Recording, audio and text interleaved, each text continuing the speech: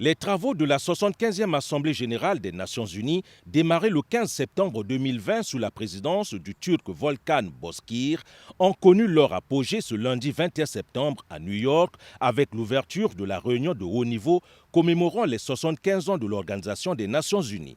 Tout a commencé par la projection d'un film qui a retracé l'histoire de l'ONU depuis sa création en 1945.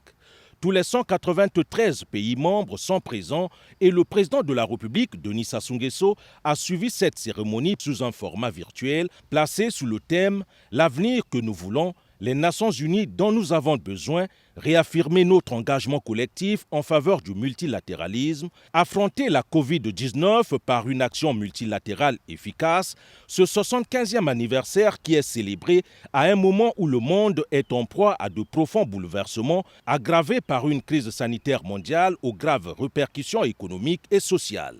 Dans son allocution de circonstance, le secrétaire général des Nations unies, Antonio Guterres, a souligné le rôle que jouent les Nations unies dans le monde, rôle qui suscite autant d'espoir. Aussi a-t-il relevé les défis urgents allant de la crise climatique aux pandémies, en passant par les inégalités, les nouvelles formes de violence et l'évolution rapide des technologies et le défi démographique.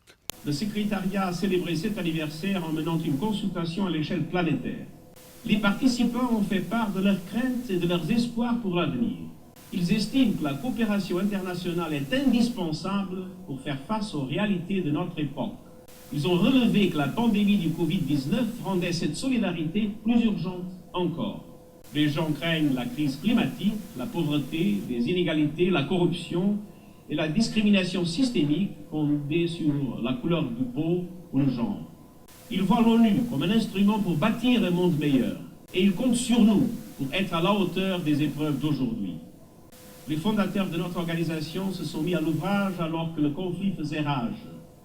Aujourd'hui, c'est à nous qu'il appartient de se frayer un chemin hors du danger.